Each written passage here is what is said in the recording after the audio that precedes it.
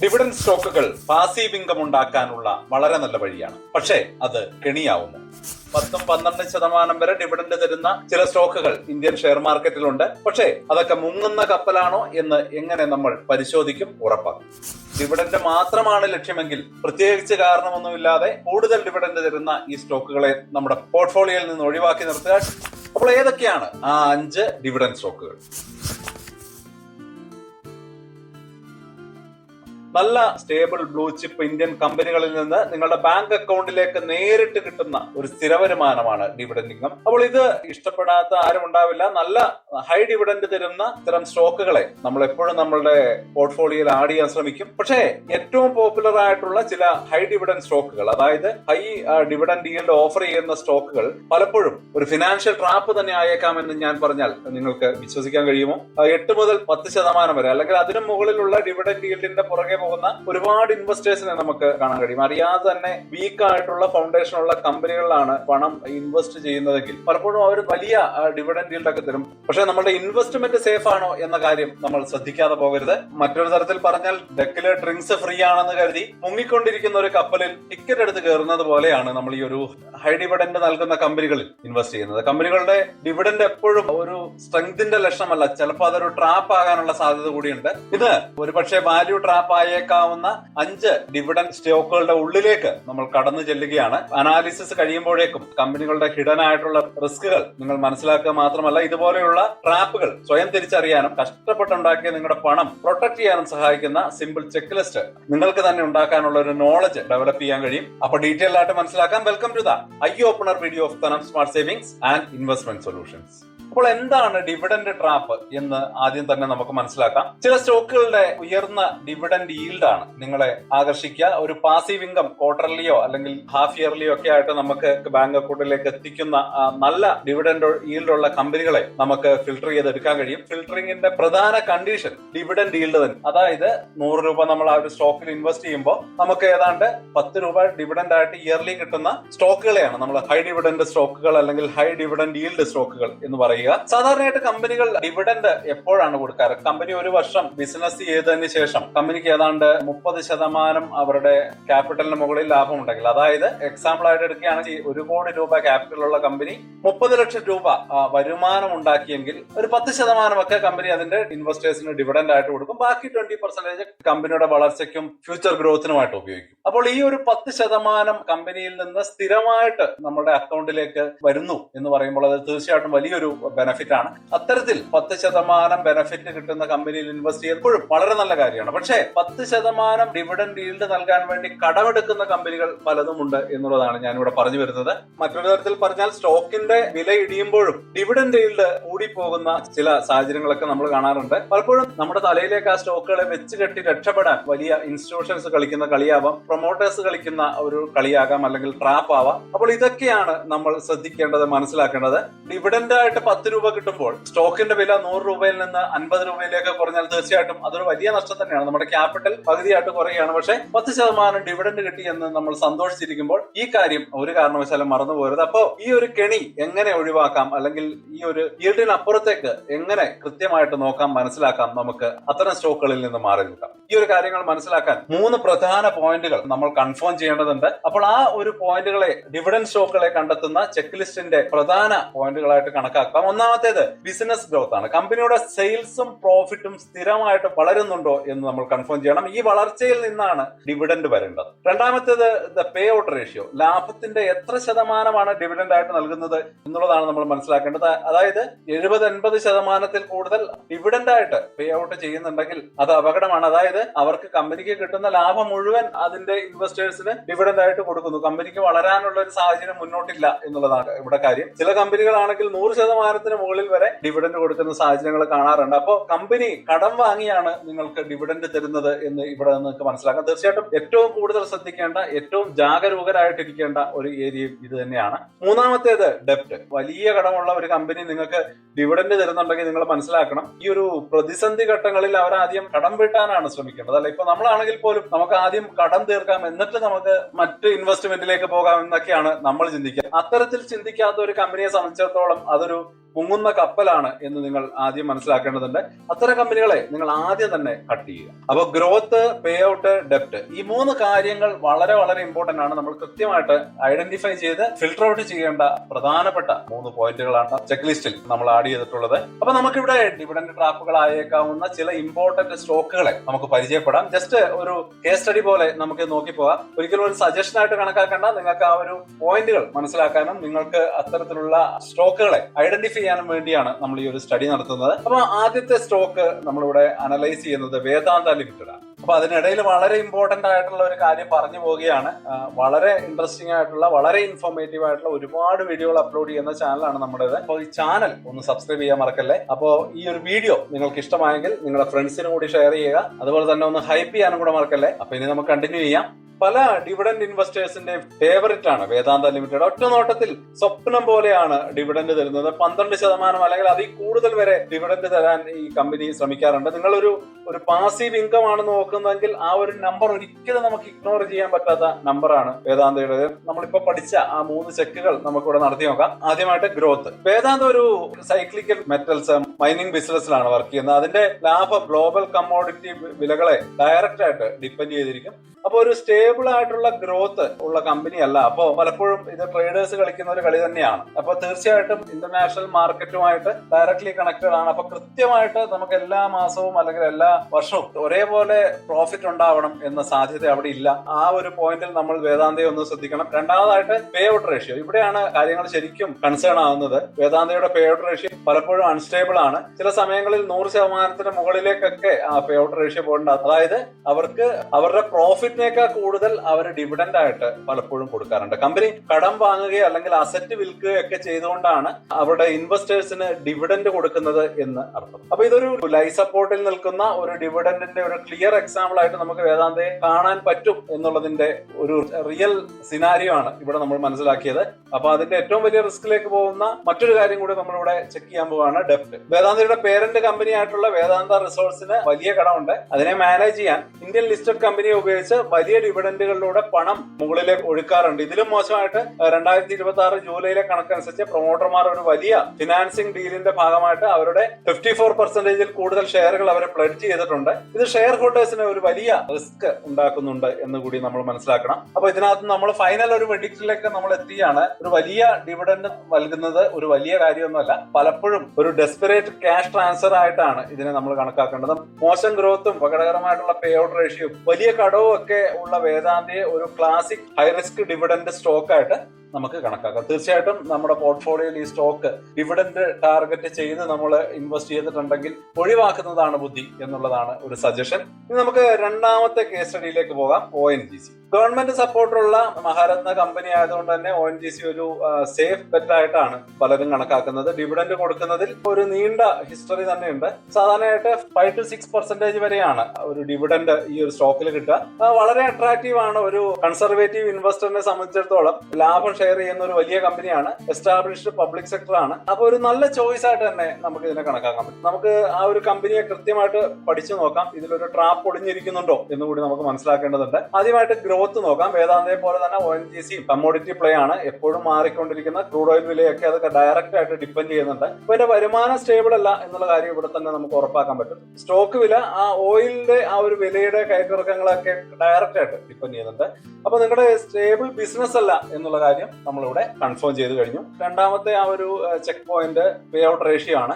ONGCയുടെ pay out ratio ഏകദേശം 41% എന്ന reasonable ലെവലിലാണ്. PSU ഡിവിഡന്റുകളെ ഗവൺമെന്റ് പോളിസി ഒരുപാട് സ്വാധീനിക്കുന്നുണ്ട് എന്ന് നമ്മൾ കൃത്യമായിട്ട് മനസ്സിലാക്കണം. ഗൈഡ് ലൈൻസ് അനുസരിച്ച് ഗവൺമെന്റിന്റെ ബഡ്ജറ്റിനെ സപ്പോർട്ട് ചെയ്യാൻ വേണ്ടി അവരുടെ ലാഭത്തിന്റെ ഒരു നിശ്ചിത ശതമാനം ഡിവിഡന്റ് ആയിട്ട് കൊടുക്കാൻ അവര് ബാധ്യസ്ഥരാണ്. അതുകൊണ്ട് തന്നെ ഡിവിഡന്റ് എന്ന് പറയുന്നത് കമ്പനിയുടെ ഇൻഡിപെൻഡന്റ് ഫിനാൻഷ്യൽ സ്ട്രാറ്റജി എന്നതിലുപരി ഒരു പോളിസിയുടെ ഭാഗമായതുകൊണ്ടാണ് ഈ ഒരു പെർസെന്റേജ് ഓഫ് ഡിവിഡന്റ് ഇവരിവിടെ കീപ്പ് ചെയ്യുന്നത്. മൂന്നാമത്തെ നിങ്ങളുടെ ക്യാപിറ്റലിനുള്ള റിസ്ക്. നിങ്ങൾ 5 to 6% ഡിവിഡന്റ് വാങ്ങുന്ന തിരക്കിലിരിക്കുമ്പോൾ ബിസിനസിന്റെ ഒരു സൈക്ലിക്കൽ സ്വഭാവം നമ്മൾ ഒരിക്കലും മറന്നു പോകരുത്.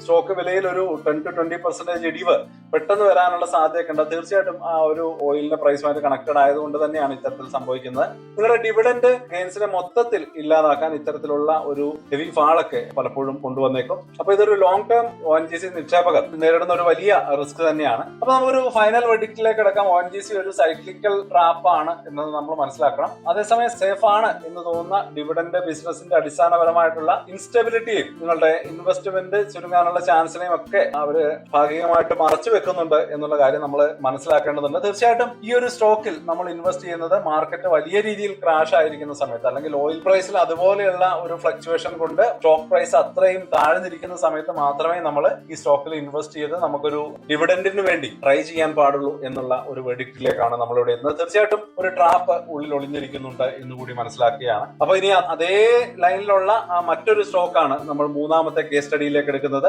Call India. ONGC പോലെ തന്നെ കോൾ ഇന്ത്യയും ഉയർന്ന ഡിവിഡന്റ് യീൽഡിലൂടെ ഇൻവെസ്റ്റേഴ്സിനെ ആകർഷിക്കുന്ന ഒരു PSU തന്നെയാണ്. പലപ്പോഴും 6% അല്ലെങ്കിൽ അതിൽ കൂടുതലൊക്കെ ഡിവിഡന്റ് നൽകുന്ന കമ്പനിയാണ്. ആ ഒരു സെക്ടറിലെ ഒരു ഡോമിനേഷനും അതുണ്ടാക്കുന്ന ഒരു ക്യാഷും കാണുമ്പോൾ ഡിവിഡന്റ് ഉറപ്പുള്ളതായിട്ട് തോന്നും. തീർച്ചയായിട്ടും കോൾ മൈനിങ്ങിൽ ഒരു കോമ്പറ്റീറ്റർ ഇല്ലാത്ത കമ്പനി തന്നെയാണ് കോൾ ഇന്ത്യ. അപ്പൊ ഈ ഒരു കോൾ ഇന്ത്യയുടെ ഒരു ട്രാപ്പ് എന്താണ് എന്ന് കൂടി നമുക്ക് മനസ്സിലാക്കണം. ONGCയുടെ പോലെ തന്നെ സിമിലർ ആണ്, പക്ഷെ പേടിപ്പിക്കുന്ന ഒരു ലോങ് ടേം ട്വിസ്റ്റ് ഈ ഒരു സ്റ്റോക്കിലുണ്ട്.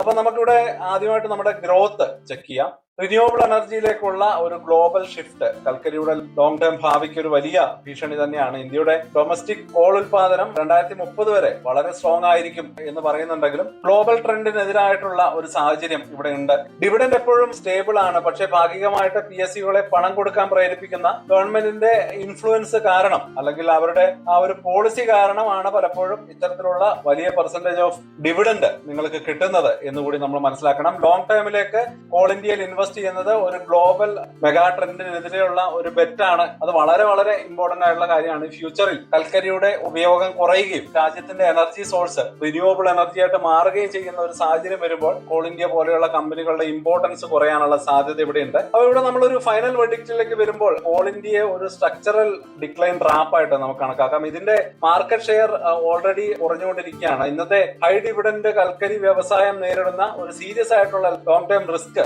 ഇവിടെയുണ്ട്.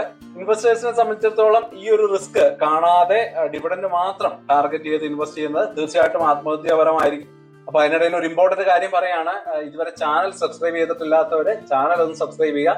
അതുപോലെ തന്നെ ആ ലൈക്ക് ബട്ടൺ കൂടി ഒന്ന് പ്രസ് ചെയ്തേക്കാം, ആ ഹൈപ്പ് ബട്ടൺ കൂടെ ഒന്ന് അടിച്ചു പൊട്ടിച്ചേക്കാം. ഇനി നാലാമത്തെ കമ്പനി സെയിലാണ്, steel authority of India. Commodity cycle അതിന്റെ പീക്കിലായിരിക്കുമ്പോൾ ഡിവിഡന്റ് ഫേവറേറ്റ് ആയിട്ട് മാറുന്ന മറ്റൊരു PSU ആണ് സെയില്. സ്റ്റീൽ സെക്ടർ അങ്ങനെ മുകളിലേക്ക് കുതിക്കുമ്പോൾ നല്ല ലാഭം കിട്ടുകയും ചെയ്യുന്ന കമ്പനികളാണ് നല്ല ഡിവിഡന്റ് പ്രഖ്യാപിക്കുകയും ചെയ്യാറുണ്ട്. തീർച്ചയായിട്ടും ഒരു അടിപൊളി ഇൻകം സോഴ്സ് ആയിട്ട് തോന്നിക്കുന്ന ഒരു നല്ല കമ്പനി തന്നെയാണ് സെയില്. അപ്പോൾ ഈ ഒരു സെയിലിന്റെ ട്രാപ്പ് എന്താണ് എന്നുകൂടി നമ്മൾ മനസ്സിലാക്കണം. ഈ ലിസ്റ്റിലെ ഒരു സൈക്ലിക്കൽ ട്രാപ്പിന്റെ ഏറ്റവും കോംപ്ലിക്കേറ്റഡ് ആയിട്ടുള്ള ഉദാഹരണമാണ് സെയില്. സ്റ്റീൽ ഇൻഡസ്ട്രി അതിന്റെ വോളറ്റാലിറ്റിക്ക് കുപ്രസിദ്ധമാണ്. നല്ല സമയത്ത് സെയിൽ നല്ല ബെനിഫിറ്റഡ് ആയിട്ട് പലപ്പോഴും നമുക്ക് തോന്നുകയും ചെയ്യും. അതേപോലെ തന്നെ ലാഭമില്ലാതാകുകയും കമ്പനി വലിയ നഷ്ടത്തിലേക്ക് പോവുകയും ചെയ്യുന്ന ഒരു മോശം സമയവും കമ്പനിക്കുണ്ട് എന്നുള്ളതാണ് പറഞ്ഞു വെക്കുന്നത്. സ്റ്റോക്ക് പ്രൈസും ഇതേ പാറ്റേൺ ഫോളോ ചെയ്യാറുണ്ട്. സ്ട്രോങ് ടൈമിലാണ് നമ്മുടെ എൻട്രി എങ്കിൽ തീർച്ചയായിട്ടും നമുക്കിതൊരു നഷ്ടമാണ്. അപ്പൊ ആ ഒരു വലിയൊരു ക്യാപിറ്റൽ ലോസ് ഉണ്ടാവാൻ സാധ്യതയുള്ള ഒരു സ്റ്റോക്കാണ്. തീർച്ചയായിട്ടും ഈ ഒരു സ്റ്റോക്കിലെ എൻട്രി വളരെ വളരെ ഇമ്പോർട്ടന്റ് ആണ് എന്നാണ് പറഞ്ഞത്. ആ ഡിവിഡന്റ് ഒട്ടും റിലയബിൾ അല്ല. നല്ല വർഷങ്ങളിൽ അത് നല്ല രീതിയിൽ വരികയും മോശം വർഷങ്ങളിൽ അത് തീരെ ഉണ്ടാവാതിരിക്കുകയും ചെയ്യുന്ന സാഹചര്യം നിങ്ങൾക്ക് ഉണ്ടാവും. ഒരു പാസീവ് ഇൻകം സ്ട്രീമിനെ ബിൽഡ് ചെയ്യാൻ ഈ ഒരു സ്റ്റോക്ക് വെച്ച് നിങ്ങൾക്ക് പറ്റില്ല എന്നുകൂടി മനസ്സിലാക്കുക. അതേസമയം കമ്പനിക്ക് കാര്യമായിട്ടുള്ള വലിയ കടമുണ്ട്. കൂടാതെ പ്രൈവറ്റ് സെക്ടറിലെ വലിയ എതിരാളികളെ എഫിഷ്യന്റ് ആയിട്ട് മത്സരിച്ച് തോൽപ്പിക്കേണ്ട ഒരു ബാധ്യത കൂടി കമ്പനിക്കുണ്ട് എന്ന കാര്യം കൂടി നമ്മൾ മറക്കരുത്. അപ്പോൾ ഒരു ഫൈനൽ വെർഡിക്റ്റിലേക്ക് പോകാം. ക്ലാസിക് ഫെയർ വെതർ ഡിവിഡന്റ് സ്റ്റോക്കാണ്. കാര്യങ്ങൾ നല്ലതായിരിക്കുമ്പോൾ ഡിവിഡന്റ് വരും, ഇല്ലാത്തപ്പോൾ അല്ലെങ്കിൽ നിങ്ങൾക്ക് ഏറ്റവും ആവശ്യമുള്ളപ്പോൾ ആ ഒരു ഡിവിഡന്റ് നിങ്ങൾക്ക് കിട്ടി എന്ന് വരില്ല. അപ്പൊ ആ സ്റ്റോക്ക് പ്രൈസിന്റെ ടോപ്പിൽ വെച്ചിട്ട് ഹൈ ഡിവിഡന്റിൽ ആകർഷകരായിട്ട് വാങ്ങുന്ന ഒരു ഇൻവെസ്റ്റർക്ക് സൈക്കിൾ തിരിയുമ്പോൾ അതിന്റെ ക്യാപിറ്റൽ ഇടിയുന്നത് തീർച്ചയായിട്ടും കാണേണ്ടി വരും. അപ്പോൾ അത്തരത്തിലൊരു വിശ്വസനീയമായിട്ടുള്ള ഒരു ബെറ്റർ പാർട്ണർ അല്ല സെയിലിനെ നമ്മൾ മനസ്സിലാക്കേണ്ടതുണ്ട്. അപ്പൊ ഇനി അവസാനത്തെ ഒരു കേസ് സ്റ്റഡിയാണ് ITC ലിമിറ്റ്. തീർച്ചയായിട്ടും ഇതൊരു കോൺട്രവേഴ്സൽ പിക്ക് ആയിരിക്കും. ITC നല്ല ബ്രാൻഡുകളുള്ള നല്ല രീതിയിൽ ബിസിനസ് നടത്തുന്ന ഒരു വലിയ കമ്പനിയാണ്. സ്റ്റേബിൾ ആയിട്ട് വളരുന്നു, അതുപോലെ തന്നെ ഡിവിഡന്റ് തരുന്നു, കടം തീരെയില്ല, കൂടാതെ മികച്ച ഒരു ട്രാക്ക് റെക്കോർഡ് ഉണ്ട്. അപ്പൊ പിന്നെ എന്തുകൊണ്ടാണ് ഈ ഒരു നെഗറ്റീവ് ലിസ്റ്റിൽ ITC വന്നുപെട്ടത് എന്ന് നമുക്ക് തീർച്ചയായിട്ടും സംശയം ഉണ്ടാവും. അപ്പോൾ ആ ഒരു ഡീറ്റെയിലേക്കാണ് കിടക്കുന്നത്. ITC ഒരു സ്റ്റേബിൾ ട്രാപ്പ് ആണ്. അത് opportunity cost trap. Dividend safe ആണെങ്കിലും അടുത്തിടെ 4.7 മുതൽ 5.2 വരെയാണ് ഈൽഡ് ഉണ്ടായിരുന്നത്. സ്റ്റോക്ക് ഒരുപാട് കാലം വളരെ ഡള്ളായിട്ടുള്ള പെർഫോമൻസ് ആണ് കാഴ്ചവെച്ചത്. കഴിഞ്ഞ 3 വർഷമായിട്ട് നിഫ്റ്റി 50യേക്കാൾ വളരെ മോശമായിട്ട് പെർഫോം ചെയ്ത സ്റ്റോക്കാണ്. അതുപോലെ തന്നെ വളരെ ഇമ്പോർട്ടന്റ് ആയിട്ടുള്ള ഒരു കാര്യമാണ് അവരുടെ അവരുടെ പ്രധാന ഇൻകം സോഴ്സ് ആയിട്ടുള്ള സിഗരറ്റ് ബിസിനസ് എപ്പോഴും റെഗുലേറ്ററി പ്രഷറും അതുപോലെ തന്നെ ESG കൺസേൺസും നേരിടുന്നുണ്ട്. FMCG പോലുള്ള മറ്റ് ബിസിനസ്സുകൾ വളർത്താനുള്ള കമ്പനിയുടെ ശ്രമങ്ങൾ ഒരുപാട് സമയം എടുക്കുകയും അതുപോലെ തന്നെ അത് ആ രീതിയിൽ പ്രതീക്ഷിച്ച പോലെയുള്ള വളർച്ച തരികയും ചെയ്യുന്നില്ല. അതുകൊണ്ട് തന്നെയാണ് സ്റ്റോക്കിൽ ആ ഒരു റിസ്ക് നിലനിൽക്കുന്നത്. 5% ഡിവിഡൻഡ് നൽകുന്നത് നല്ലതാണ്. പക്ഷേ സ്റ്റോക്കിനെ സംബന്ധിച്ചിടത്തോളം ഡിവിഡൻഡും ആ സ്റ്റോക്കിന്റെ വളർച്ചയും രണ്ടും കൂടി ചേർന്നാണ് നമ്മുടെ ആക്ച്വൽ റിട്ടേൺ എന്ന് പറയുന്നത്. ഡിവിഡൻഡ് വളരുന്നു, പക്ഷേ സ്റ്റോക്കിന്റെ വില വളരുന്നില്ലെങ്കിൽ ടോട്ടൽ റിട്ടേൺ മോശമാണ് എന്ന് നമ്മൾ മനസ്സിലാക്കേണ്ടി വരും. അപ്പൊ നമുക്ക് ITCയുടെ ഒരു ഫൈനൽ വെർഡിക്റ്റിലേക്ക് വരുമ്പോൾ നിങ്ങൾക്ക് പണം നഷ്ടപ്പെടാൻ സാധ്യത കുറവാണ്. പക്ഷേ ഇത്ര തന്നെ വിലപ്പെട്ട മറ്റൊരു കാര്യം നിങ്ങൾ മനസ്സിലാക്കേണ്ടതുണ്ട്. നിങ്ങൾക്ക് സമയവും അവസരങ്ങളും ഒക്കെ നിങ്ങൾക്ക് നഷ്ടപ്പെടുകയാണ്. ആ പണം മറ്റൊരു ബെറ്റർ ഓപ്പർച്യൂണിറ്റിയിൽ അല്ലെങ്കിൽ ബെറ്റർ സ്റ്റോക്കിൽ ഇൻവെസ്റ്റ് ചെയ്താൽ നിങ്ങൾക്ക് കിട്ടുമായിരുന്ന ഒരു ഓപ്പർച്യൂണിറ്റി ഈ ഒരു സ്റ്റോക്കിൽ നിങ്ങളുടെ മണി ലോക്കായി പോകുന്നത് കൊണ്ട് കിട്ടാതെ വരാനുള്ള സാധ്യത മുന്നിലുണ്ട്. തീർച്ചയായിട്ടും ആ ഒരു സാഹചര്യം മുന്നിൽ കണ്ട് ഈ ഒരു ITCയെ കൂടി നമുക്ക് ഈ ഒരു ലിസ്റ്റിലേക്ക് ആഡ് ചെയ്യാവുന്നതാണ്. അപ്പൊ ഇനി നമുക്കൊരു കൺക്ലൂഷനിലേക്ക് കിടക്കാം. 5 പോപ്പുലർ ഡിവിഡൻഡ് സ്റ്റോക്കുകൾ ഓരോന്നും ഓരോ തരം ട്രാപ്പുകളായിട്ടാണ് നമ്മളിവിടെ ഐഡന്റിഫൈ ചെയ്തത്. അൺസ്റ്റേബിൾ പേ ഔട്ടും കടവുമുള്ള വേദാന്തയെയാണ് നമ്മൾ ആദ്യം ചെക്ക് ചെയ്തത്. അതുപോലെ തന്നെ സൈക്ലിക്കൽ സ്ട്രക്ചറൽ റിസ്കുകൾ മറച്ചു വെക്കുന്ന ONGC, അതുപോലെ തന്നെ കോൾ ഇന്ത്യ, വിശ്വസിക്കാൻ കഴിയാത്ത ഫെയർ വെതർ ഫ്രണ്ട് ആയിട്ടുള്ള സെയിൽ, പിന്നെ നഷ്ടപ്പെടുന്ന അവസരങ്ങൾ കെണിയാക്കുന്ന ITC. അപ്പൊ ഇവിടുത്തെ മെയിൻ ടേക്ക് അവേ വളരെ സിമ്പിൾ ആണ്. ഒരിക്കലും ഡിവിഡൻഡ് ഈൽഡ് മാത്രം നോക്കി ഇൻവെസ്റ്റ് ചെയ്യരുത്. ഒരു ഹൈ ഈൽഡ് ഒരിക്കലും ആ ഒരു സ്റ്റോക്കിന്റെ ഫീച്ചർ അല്ല, അതൊരു ചോദ്യമാണ്. എന്തുകൊണ്ട് ഈ ഒരു ഹൈ ഈൽഡ് കമ്പനി തരുന്നു എന്നുള്ളത് വളരെ ഇമ്പോർട്ടന്റ് ആയിട്ടുള്ള ചോദ്യമാണ്. ആ ഒരു ചോദ്യം ചോദിക്കാൻ നിങ്ങളെ പ്രേരിപ്പിക്കാനാണ് ഞാൻ ഈ വീഡിയോയിലൂടെ ശ്രമിക്കുന്നത്. തീർച്ചയായിട്ടും ആ ഒരു സ്റ്റോക്ക് പണമുണ്ടാക്കുന്ന മെഷീനാണോ അതോ മാർക്കറ്റിന് വിശ്വാസം തന്നെ നഷ്ടപ്പെട്ട് സ്റ്റോക്കിനെ താഴേക്ക് വലിക്കുന്നതാണ്? എല്ലായ്പ്പോഴും നമ്മുടെ ഈ 3 പോയിന്റ് ചെക്ക് ലിസ്റ്റ് ഉപയോഗിക്കാൻ നിങ്ങൾ ഒരിക്കലും മറക്കരുത്. ആ 3 പോയിന്റ് ചെക്ക് ലിസ്റ്റ് ഒരിക്കൽ കൂടെ പറയുകയാണ്. സ്റ്റേബിൾ ആയിട്ടുള്ള പ്രോഫിറ്റ് ഗ്രോത്ത് ഉണ്ടോ എന്ന് ആദ്യമായിട്ട് ചെക്ക് ചെയ്യുക. രണ്ടാമതായിട്ട് സസ്റ്റൈനബിൾ ആയിട്ടുള്ള പേ ഔട്ട് റേഷ്യോ ഉണ്ടോ എന്ന് നമ്മൾ ക്രോസ് ചെക്ക് ചെയ്യുക. ഐഡിയലി 70% താഴെ പേ ഔട്ട് റേഷ്യോ ഉള്ള കമ്പനികളെയാണ് നമ്മൾ സെലക്ട് ചെയ്യേണ്ടത്. മൂന്നാമതായിട്ട് കുറഞ്ഞതും മാനേജ് ചെയ്യാൻ പറ്റുന്നതുമായിട്ടുള്ള ഡെപ്റ്റ് അല്ലെങ്കിൽ കടം മാത്രമാണോ കമ്പനിക്കുള്ളത് എന്ന് നമ്മൾ കൺഫേം ചെയ്യേണ്ടതുണ്ട്. അപ്പോൾ യഥാർത്ഥ പാസീവ് ഇൻകം ഉണ്ടാക്കുക എന്നത് അവരുടെ സക്സസ് ഷെയർ ചെയ്യാൻ തീരുമാനിക്കുന്ന ഹെൽത്തിയും വളരുന്നതുമായിട്ടുള്ള ബിസിനസ്സുകളിൽ ഇൻവെസ്റ്റ് ചെയ്യുന്ന കമ്പനികളിൽ ഇൻവെസ്റ്റ് ചെയ്തുകൊണ്ടാണ്. അതാണ് നമ്മളുടെ ഒരു ഫൈനൽ ടേക്ക് അവേ. ഇനി എനിക്ക് നിങ്ങളുടെ കുറച്ച് ഫീഡ്ബാക്ക് വളരെ ഇമ്പോർട്ടന്റ് ആണ്. വേറെ ഏതൊക്കെ സ്റ്റോക്കുകളാണ് ഡിവിഡൻഡ് ട്രാപ്പുകളാണ് എന്ന് നിങ്ങൾ കരുതുന്നത്? ഏതെങ്കിലും സ്റ്റോക്കിൽ ഇതിനു മുമ്പ് നിങ്ങൾ ഇത്തരത്തിൽ ട്രാപ്പിൽ പെട്ടിട്ടുണ്ടോ? താഴെ കമന്റുകളായിട്ട് അറിയിക്കാം. നിങ്ങളുടെ ഓരോ കമന്റുകളും മറ്റൊരു ഇൻവെസ്റ്ററെ വലിയ രീതിയിൽ സപ്പോർട്ട് ചെയ്യുന്ന കമന്റുകളായേക്കാം. ഈ ഒരു അനാലിസിസ് നിങ്ങൾക്ക് യൂസ്ഫുൾ ആയെങ്കിൽ തീർച്ചയായിട്ടും ആ ചാനൽ സബ്സ്ക്രൈബ് ചെയ്യാൻ മറക്കരുത്. അതുപോലെ തന്നെ ആ നോട്ടിഫിക്കേഷൻ ബെല്ല് കൂടി ഒന്ന് എനേബിൾ ചെയ്ത് വെക്കുക. അപ്പോൾ ഇതിലും വളരെ ഇൻട്രസ്റ്റിംഗ് ആയിട്ടുള്ള ഒരുപാട് വീഡിയോസ് നമ്മൾ ചാനലിൽ അപ്ലോഡ് ചെയ്യുന്നുണ്ട്. തീർച്ചയായിട്ടും നിങ്ങൾക്ക് വളരെ ബെനിഫിറ്റഡ് ആയിരിക്കും. അപ്പോൾ വീഡിയോ കണ്ടതിന് നന്ദി. പുതിയൊരു വീഡിയോ ആയിട്ട് വീണ്ടും വരാം. അതുവരേക്കും ഹാപ്പി ഇൻവെസ്റ്റിംഗ്. സ്റ്റോക്ക് മാർക്കറ്റിലെ ന്യൂസുകളെയും അതുപോലെ തന്നെ അപ്ഡേറ്റുകളെയും ഉൾക്കൊള്ളിച്ചുകൊണ്ടുള്ള ഒരു ഫേസ്ബുക്ക് ഗ്രൂപ്പ് നമുക്കുണ്ട്. ആ ഒരു ഗ്രൂപ്പിന്റെ ലിങ്ക് ഈ വീഡിയോയുടെ ഡിസ്ക്രിപ്ഷനിൽ കൊടുക്കുന്നുണ്ട്. താല്പര്യമുള്ളവർക്ക് ആ ലിങ്കിൽ ക്ലിക്ക് ചെയ്തുകൊണ്ട് ഗ്രൂപ്പിൽ ജോയിൻ ചെയ്യാം. ഏറ്റവും ലേറ്റസ്റ്റ് ആയിട്ടുള്ള ന്യൂസുകൾ നമ്മൾ അതിൽ അപ്ഡേറ്റ് ചെയ്യുന്നുണ്ട്. വളരെ ഇൻഫോർമേറ്റീവ് ആയിരിക്കും. അപ്പോൾ ഇത്രയുമാണ് ഇന്നത്തെ വീഡിയോയിൽ ഉൾപ്പെടുത്തിയിരിക്കുന്നത്. പുതിയ ന്യൂസുകളുമായിട്ട് നാളെ വീണ്ടും വരാം. ബൈ.